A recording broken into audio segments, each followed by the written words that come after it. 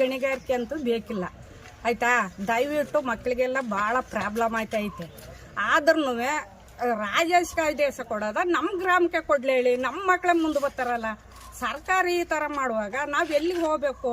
ನಮ್ಮ ಮಕ್ಕಳೆಲ್ಲ ಕರ್ಕೊಂಡು ಹೊಳೆ ಮುಳುಗಡೆಯಾಗಿ ಬಂದು ಇಲ್ಲಿ ಕೂತಿದ್ದಾಗ ಇವಾಗ್ಲೂ ನಮ್ಗೆ ಇಂಥ ತೊಂದರೆ ಕೊಟ್ಟರೆ ನಮ್ಮ ಮಕ್ಳು ಏನು ಮಾಡ್ತಾರೆ? ಈ ಥರ ನಮ್ಮ ಗ್ರಾಮಕ್ಕೆ ಭಾಳ ಅನ್ಯಾಯ ಆಗುತ್ತೆ. ಸರ್ಕಾರದಿಂದ ಇದು ಫಾರೆಸ್ಟ್ನಿಂದ ಇದು ಆಗಿರೋ ಅಂಥ ಅನುಕೂಲ ನಮಗಿಲ್ಲ. ಗಣಿಗಾರಿಕೆ ಅಂತೂ ನಮಗೆ ಬೇಕಿಲ್ಲ. ಎಲ್ಲ ಇಲಾಖೆನೂ ಕೈ ಜೋಡಿಸಿದ್ದಾರೆ ಸ್ವಾಮಿ. ಏನು ಅವ್ರು ಜೋಡಿಸಿದ್ದಾರೆ ಇವ್ರು ಜೋಡಿಸಿದ್ದಾರೆ ಅಂತ ಏನಿಲ್ಲ.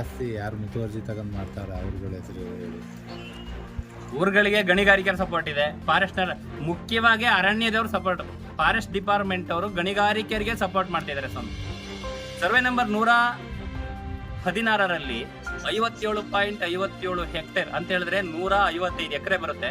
155 ಎಕರೆಯಲ್ಲಿ ಒಂದು 15-18 ಎಕರೆ ಕೃಷಿ ಭೂಮಿಗೆ ಕಳೆದು 142 ಎಕರೆಗೆ ಡೀಮ್ಡ್ ಫಾರೆಸ್ಟ್ ಅಂತೇಳಿ ರಾಜ್ಯಪಾಲರ ಅಂಕಿತ ಆಗಿದೆ. 2022ರಲ್ಲಿ ರಾಜ್ಯಪಾಲರೇ ಅಂಕಿತ ಹಾಕಿ ಅಂದಿನ ಕಾರ್ಯದರ್ಶಿ ಸತ್ಯವತಿ ಮೇಡಮ್ ಅವರು ಪಾಸ್ ಮಾಡಿ ಸಿಗ್ನೇಚರ್ ಮಾಡಿ ಕಳ್ಸಿಕೊಟ್ಟಿರೋ ಕಾಪಿ ಕೂಡ ನಮ್ಮ ಹತ್ರ ಇದೆ. ಅಂತ ರಾಜ್ಯಪಾಲರ ಆದೇಶನೇ ಗಾಳಿಗೆ ತೂರಿ ಅರಣ್ಯದವರು ನಮ್ಗೆ ಸಂಬಂಧವೇ ಇಲ್ಲ ಅಂತ ಹೇಳ್ತಾರೆ. ನಾವೇನು ಹೇಳ್ಬೇಕು? ಅಲ್ಲಿ ಯಾವುದೋ ಒಬ್ರು ಕಲ್ ತುಂಬಿದ್ರೆ ಹೋಗಿ ಟ್ರ್ಯಾಕ್ಟರ್ ಸೀಜ್ ಮಾಡ್ತಾರೆ. ಒಂದು ಮರ ಕಡಿದ್ರೆ ಪಾರ್ಟಿ ಮೇಲೆ FIR ಮಾಡ್ತಾರೆ. ಗಣಿಗಾರಿಕೆ ನಡೆಸ್ತಿದ್ದು JCBನ ಅರೆಸ್ಟ್ ಮಾಡ್ಕೊಂಡು ತಗೊಂಡೋಗಿ ಕೋರ್ಟ್ ಮುಂದೆ ನಿಲ್ಲಿಸ್ತಾರೆ. ನಮ್ಮ ಪಾಪ ಬಡವ 1 ಎಕರೆ ಜಾಗ ಉತ್ಕೊಳ್ಳೋಕೆ ಹೋದ್ರೆ ಅವನ ಮೇಲೆ FIR ಮಾಡಿ ಜೈಲಿಗೆ ಕಳಿಸ್ತಾರೆ. ಮತ್ತೆ ನಮ್ಮ ಜಾಗ ಅಲ್ಲ ಅಂತ ಫಾರೆಸ್ಟ್ನರ್ ಹೆಂಗೆ ಹೇಳ್ತಾರೆ?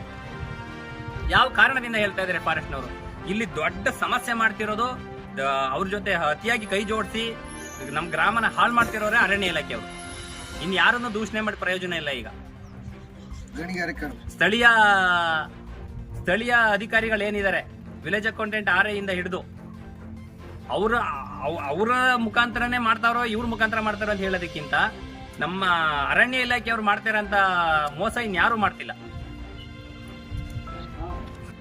ಒಮ್ಮೆ ಹಿಂದುಳಿದ ವರ್ಗಕ್ಕೆ, ಅಹಿಂದ ವರ್ಗಕ್ಕೆ ಸರ್ಕಾರ ತುಂಬಾ ನ್ಯಾಯ ಕೊಡ್ತಿದೀವಿ ಅಂತ ಕಾಂಗ್ರೆಸ್ ಸರ್ಕಾರದವ್ರು ಹೇಳ್ತಿದಾರಲ್ಲ. ಎಲ್ಲಿ ಸ್ವಾಮಿ ಕಾಂಗ್ರೆಸ್ ಸರ್ಕಾರದ ನ್ಯಾಯ ಯಾರಿಗೆ ಕೊಟ್ಟಿದ್ದಾರೆ ಸ್ವಾಮಿ? ಯಾರಿಗೆ ಕೊಡ್ತಾ ಇದಾರೆ? 300 ಜನ ಇದೀವಿ, 100 ಮನೆಗಳಿದೆ ಈ ಗ್ರಾಮದಲ್ಲಿ. ಹೇಮಾವತಿ ಮುಳುಗಡೆಯಿಂದ ಬಂದು ಸೇರ್ಕೊಂಡಿರೋಂಥವ್ರು, ವಸಾಹತು ಗ್ರಾಮ ನಮ್ದು. ಆದ್ರೂ ಇಷ್ಟು ಸಮಸ್ಯೆ ನಡೆದ್ರು ಸರ್ಕಾರದ ಗಮನಕ್ಕೆ ಹೋಗ್ರೆ ಗೊತ್ತಿರೋದಿಲ್ವ? ಹಂಗಾರೆ ಗೊತ್ತಿದ್ದು ಕಣ್ಣು ಮುಚ್ಕೊಂಡು ಕೂತ್ಕೊಂಡ್ರೆ ಏನಂತ ಹೇಳ್ಬೇಕು ನಾವು? ಯಾರನ್ನ ಕೇಳ್ಬೇಕು? ಮತ್ತೀಗ ಯಾರನ್ನ ಕೇಳ್ಬೇಕು? ಯಾವ ಅಧಿಕಾರಿಗಳು ಕೂಡ ಇದುವರೆಗೂ ಬಂದು ತಹಶೀಲ್ದಾರ್ ಒಬ್ಬರನ್ನ ಬಿಟ್ರೆ ಸಂಬಂಧಪಟ್ಟ ಅಧಿಕಾರಿಗಳು ಯಾರು ಬಂದಿಲ್ಲ ಸ್ವಾಮಿ. ನೋಡಿ, 3 ದಿನದಿಂದ ಕೆಲಸ ಸ್ಟಾರ್ಟ್ ಮಾಡಿಲ್ಲ.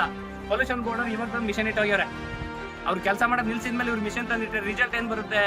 ನೀವೇ ಹೇಳಿ ಸ್ವಾಮಿ, ರಿಸಲ್ಟ್ ಏನ್ ಬರುತ್ತೆ ಅಂತ? ಅಥವಾ ಪೊಲ್ಯೂಷನ್ ಬೋರ್ಡಿಗೆ ನಾವು ಅರ್ಜಿ ಕೊಟ್ಟಿಲ್ಲ, ಯಾರು ಸಮಸ್ಯೆ ಅಂತ ಯಾರು ಹೇಳಿಲ್ಲ ಅವರಿಗೆ. ಅವರಾಗೆ ಕೇಳಿದ್ರೆ ಹೇಳ್ತಾರೆ ವೈಯಕ್ತಿಕವಾಗಿ ನಾವೇ ತಂದಿಟ್ಟಿರೋದು ಅಂತ. ಗಣಿ ಮಾಲೀಕರು ಸಹಾಯ ಮಾಡ್ದಂಗೆ ತಾನೇ ಅದು. ಸರ್ಕಾರ ಅಂತವ್ರಿಗೆಲ್ಲ ಸಪೋರ್ಟ್ ಮಾಡಿ ಅಂತ ಅಧಿಕಾರಿಗಳನ್ನ ಕೂರಿಸಿರೋದ? ಗಣಿ ಮಾಲೀಕರಿಗೆ ಸಹಾಯ ಮಾಡಿ ರೈತರು ಸತ್ತೋಗ್ಬಿಡ್ಲಿ, ದಲಿತರು ಸತ್ತೋಗ್ಬಿಡ್ಲಿ. ದಯವಿಟ್ಟು ಕೈ ಮುಗಿದು ವಿನಂತಿ ಮಾಡ್ತಾ ಇದೀವಿ.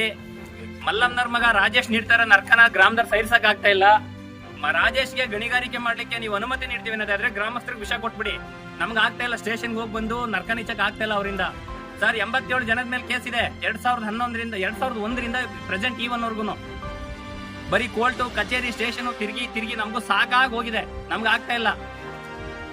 ಒಂದಾ ರಕ್ಷಣೆ ಕೊಡಿ ಗ್ರಾಮದವ್ರಿಗೆ, ಇಲ್ವಾ ವಿಷಯ ಕೊಟ್ಬಿಡಿ, ಇಲ್ಲ ಗಣಿಗಾರಿಕೆ ನಿಲ್ಸಿ. ಅಲ್ಲಿ ಶಾಸಕರನ್ನ ನೀವೇ ಭೇಟಿ ಮಾಡಿ ಇದು ಮಾಡಿದ್ರೆ ಇಲ್ಲ ಅವರೇ ಕಷ್ಟ? ಇಲ್ಲ ಸ್ವಾಮಿ, ಗ್ರಾಮಸ್ಥರೆಲ್ಲ ಇದೇ ತರ ಹೋದಾಗ ಅವರೇ ಹೇಳಿದ್ರು ನಾವು ಬರ್ತೀವಿ, ಬಂದು ನಾನೇ ಸ್ಥಳ ಪರಿಶೀಲನೆ ಮಾಡಿ ಮೀಟಿಂಗ್ ಕರ್ರಿ, ಸಭೆಯಲ್ಲಿ ತೀರ್ಮಾನ ಮಾಡೋಣ ಅಂತ ಹೇಳಿದ್ರು. ಅಧಿವೇಶನ ಇರೋದ್ರಿಂದ 1-2 ದಿನ ಮುಂದಕ್ಕೆ ಹಾಕಿ ಅಂತ ಹೇಳಿದ್ದಾರೆ. ಅಷ್ಟರೊಳಗಡೆ ಇಷ್ಟೆಲ್ಲ ನಡೀತಾ ಇದೆ. ನಮ್ಮ ಸಂಕಷ್ಟಗಳಿಗೆ ಸ್ಪಂದಿಸಿದ್ದಾರೆ ಸ್ವಾಮಿ. ನಾವು ಅದರಲ್ಲೆಲ್ಲ ಇಲ್ಲದೆ ಇರೋದೆಲ್ಲ ಹೇಳಕ್ ನಮಗೆ ಗೊತ್ತಿಲ್ಲ. ಮಾನ್ಯ ಶಾಸಕರು ನಮ್ಮ ಕಷ್ಟಕ್ಕೆ ಸ್ಪಂದಿಸಿದ್ದಾರೆ. ಕೆಲವರು ಅವ್ರನ್ನ ದಲಿತ ವಿರೋಧಿಗಳು ಆ ಥರ ಎಲ್ಲ ಅದು ಯಾರೋ ಅವ್ರ ಹೊಟ್ಟೆ ಊರಿಗೆ ಹೇಳ್ತಾ ಇದಾರೋ, ಇಲ್ಲ ಅವರ ಉದ್ದೇಶ ಪೂರ್ವಕವಾಗಿ ಹೇಳ್ತಾ ಇದಾರೋ, ಇಲ್ಲ ಅವ್ರಿಗೆ ಏನಾಗಿದೆಯೋ ನಮಗ್ ಗೊತ್ತಿಲ್ಲ ಸ್ವಾಮಿ. ನಮ್ಮ ಗ್ರಾಮಕ್ಕೆ ಮಾನ್ಯ ಶಾಸಕರು ಸ್ಪಂದಿಸ್ತಾ ಇದ್ದಾರೆ. ನಾವು ಅದರಲ್ಲಿ ಅವರನ್ನ ಬೇರೆ ರೀತಿಯಲ್ಲಿ ನಮ್ಗೆ ಹೇಳಕ್ ಬರೋದಿಲ್ಲ.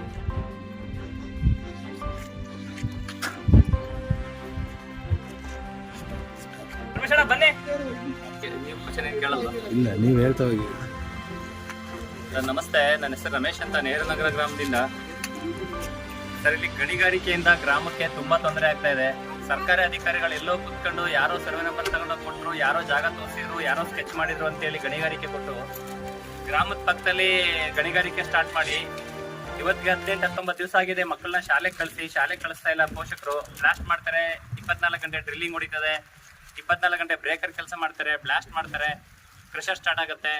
ಹಂಗಾಗಿ ಕೆಲಸ ಸ್ಟಾರ್ಟ್ ಮಾಡ್ತಾರೆ, ಧೂಳು ಬರುತ್ತೆ, ಮಕ್ಕಳ ಆರೋಗ್ಯದ ಮೇಲೆ ದುಷ್ಪರಿಣಾಮ ಬೀರ್ತಾ ಇದೆ ಅಂತ ಹೇಳ್ಬಿಟ್ಟು ಮಕ್ಕಳನ್ನ ಶಾಲೆ ಕಳಿಸ್ತಾ ಇಲ್ಲ. ಮೊದಲನೇದು. ಎರಡನೇದಾಗಿ ಗಣಿ ಮಾಲೀಕರುಗಳು ಹೋಗೋಗಿ ನಮ್ಮ ಗ್ರಾಮದವ್ರ ಮೇಲೆ ನೆನ್ನೆ ಕೂಡ ಸ್ಟೇಷನ್ಗೆ ಕಂಪ್ಲೇಂಟ್ ಕೊಟ್ಟಿದ್ದಾರಂತೆ. ಈ ತಿಂಗಳಲ್ಲಿ 2 ಸಲ ಕಂಪ್ಲೇಂಟ್ ಕೊಟ್ಟಿದ್ದಾರೆ. ಈ ವಾರದಲ್ಲಿ 2 ಸಲ ಕಂಪ್ಲೇಂಟ್ ಕೊಟ್ಟಿದ್ದಾರೆ. ಪೊಲೀಸ್ ಇಲಾಖೆಯವರು ನಮ್ಮನ್ನ ಪ್ರತಿದಿನ ಸ್ಟೇಷನ್ಗೆ ಬನ್ನಿ ಅಂತ ಫೋನ್ ಮಾಡ್ತಾರೆ. ಸಿಕ್ಕಾಬಟ್ಟೆ ಹಿಂಸೆ ಕೊಡ್ತಾವ್ರೆ ಸರ್. ಹೇಳ್ಕೊಳಕ್ಕೂ ಆಗ್ತಾ ಇಲ್ಲ, ಬಿಡಕ್ಕೂ ಆಗ್ತಾ ಇಲ್ಲ. ಗ್ರಾಮದಲ್ಲಿ MLA ಅವರು ಮೀಟಿಂಗ್ ಕರೆದಿದ್ರು ಶುಕ್ರವಾರ. ತಹಶೀಲ್ದಾರರು, MLA ಅವರು, ಎಲ್ಲ ಇಲಾಖೆಯವ್ರನ್ನು ಮೀಟಿಂಗ್ ಕರೆದಿದ್ರು. MLA ಅವರು ಮೀಟಿಂಗ್ ಬರ್ತಾರೆ ಅಂತ ಹೇಳಿದ್ರೆ ಗಣಿ ಮಾಲೀಕರು ಹೇಳ್ತಾರೆ ಅಂತೆ ದಲಿತ ವಿರೋಧಿಗಳು ಅಂತ.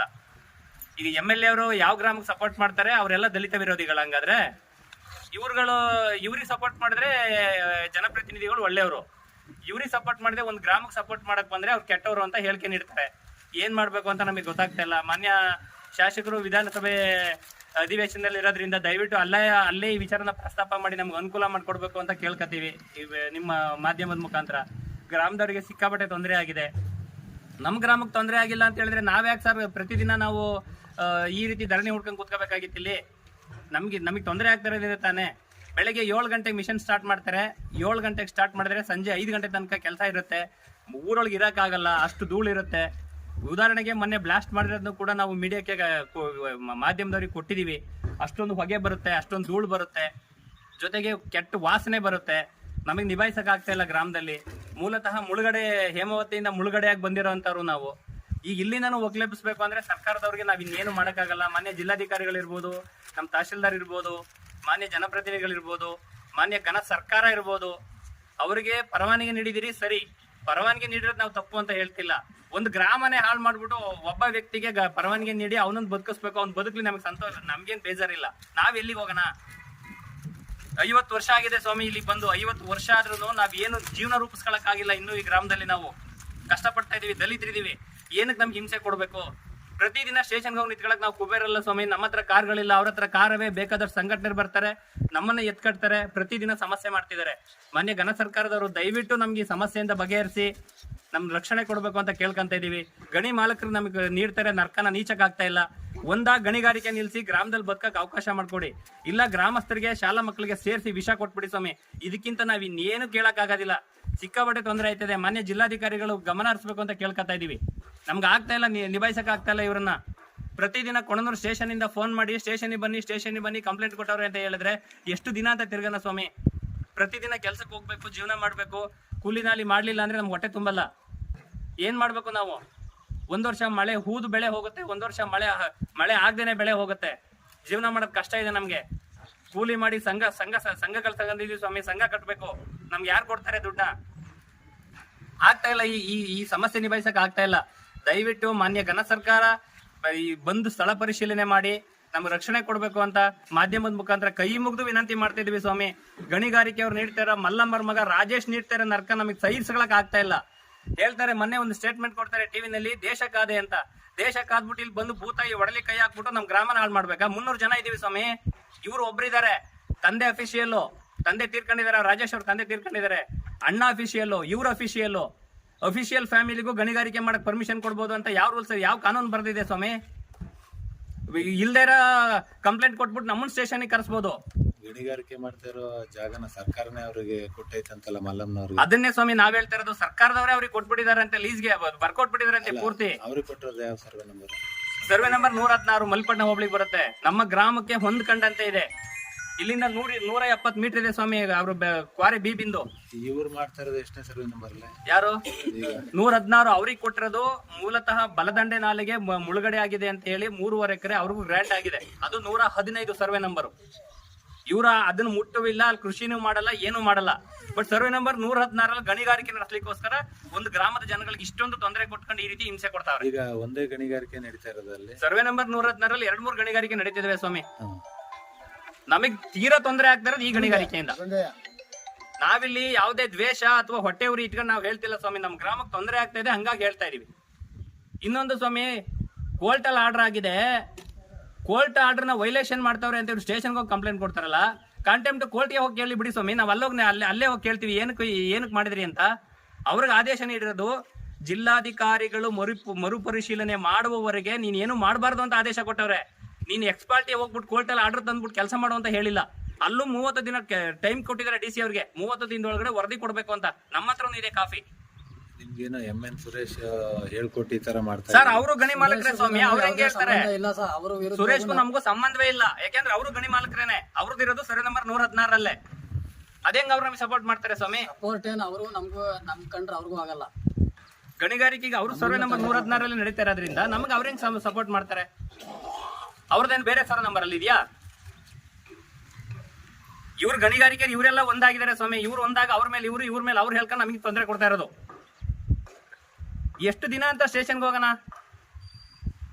ಈ ಶಾಲಾ ಮಕ್ಕಳು ಶಾಲೆಗೆ ಹೋಗಿ ಎಷ್ಟು ದಿನ ಆಯ್ತು? ಇವತ್ತು 19 ದಿವಸ ಆಯ್ತು ಇವತ್ತಿಗೆ. 15 ದಿನನೇ ಆಯ್ತು. ಎಲ್ಲ ಮಕ್ಳುಗಳು ಎಲ್ಲೆಲ್ಲ ಬಿದ್ದು ಏಟ್ ಮಾಡ್ಕೊಂಡು ನಮ್ಗೆ ಅವತ್ತು ಹಿಂಸೆ ತಡೆಯಕ್ಕಾಯ್ತಿಲ್ಲ ಮನೇಲಿ.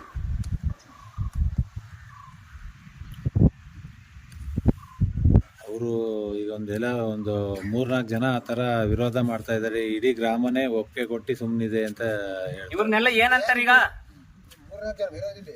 ಏನಂತಾರೆ ಸ್ವಾಮಿ ಇವ್ರನ್ನೆಲ್ಲ? ಯಾರು ಅಂತಾರ ಹಂಗಾದ್ರೆ? ಇದನ್ನೆಲ್ಲ ಸಂಬಂಧಪಟ್ಟ ಅಧಿಕಾರಿಗಳು ಖುದ್ದು ಸ್ಥಳಕ್ಕೆ ಬಂದು ಸ್ವಾಮಿ, ಗ್ರಾಮದವ್ರಿಗೆ ತೊಂದರೆ ಐತೈತಾ ಅಥವಾ ಒಂದು 4 ಜನ ವೈಯಕ್ತಿಕವಾಗಿ ಹೋರಾಟ ಮಾಡ್ತಾವ್ರ ಅನ್ನೋದನ್ನ ಸಂಬಂಧಪಟ್ಟ ಅಧಿಕಾರಿಗಳು ತನಿಖೆ ಮಾಡಲಿ. KT ಕೋರ್ಟ್ ಆದೇಶದ ಪ್ರಕಾರ ಅವರು ಪುನರ್ ಪರಿಶೀಲನೆ ಮಾಡಿಕೊಟ್ಟಿದ್ರೆ ಹೈಕೋರ್ಟಿನಲ್ಲಿ ಅವ್ರಿಗೆ ನ್ಯಾಯ ಸಿಗ್ತಾ ಇರಲಿಲ್ಲ.